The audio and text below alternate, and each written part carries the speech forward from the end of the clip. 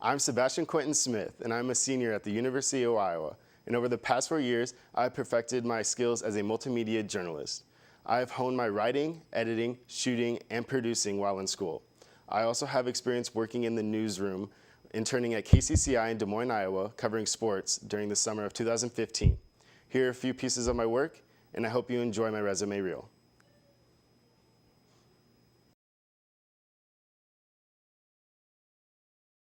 There are many different student ministries on campus, but there is only one that meets in Hillcrest geared towards athletes. It's called Athletes in Action, or AIA for short. Athletes in Action provides a place for student athletes to meet for student ministry here on campus. Jim Goodrich, who leads the majority of the meetings, has been the director of Athletes in Action for 31 years.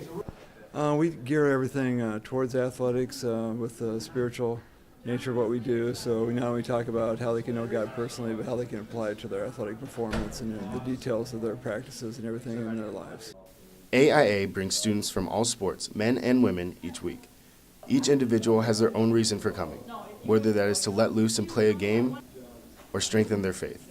I think my favorite part about Athletes in Action is just meeting other athletes that love Jesus and just really growing in community, and I don't know, it's a great atmosphere. This provides a safe place for student athletes to express their faith and speak freely on two of the most important things in their lives. I usually go to Athletes in Action just because I feel like sports is a huge part of my life, and then of course, thank God, the most important thing, but then I want to be around other people who have like kind of the same goals, pursuing the same things, and as you know, with athletes, we all kind of like the same struggle with different things with athletics and stuff. So that's one thing I like about AIA, because I feel like I have more to offer here, and then I have more to get from other people, advice and stuff too. Athletes in Action meets every Monday in Hillcrest Hall and welcomes all who want to practice their faith. This is Sebastian Smith, Daily Iowan TV.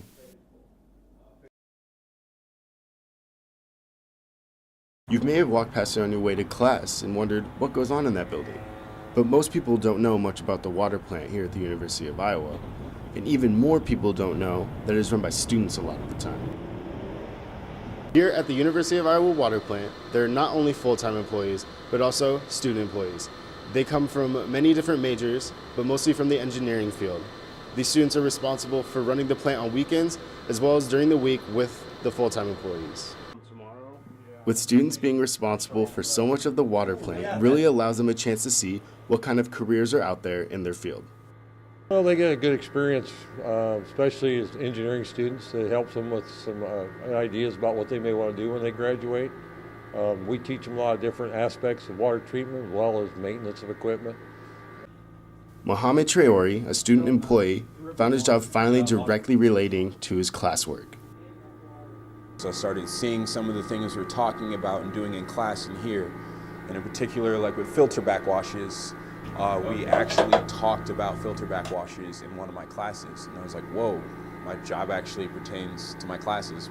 Running the plant on their own for 2 days a week, the students must really know their stuff. If we add like potassium permanganate, which we do in our odor process, in our disinfection, we use permanganate to take out odor and to disinfect. But at the end of the cycle, we have to test to make sure we've also removed that, because that's an oxidizer, it's dangerous.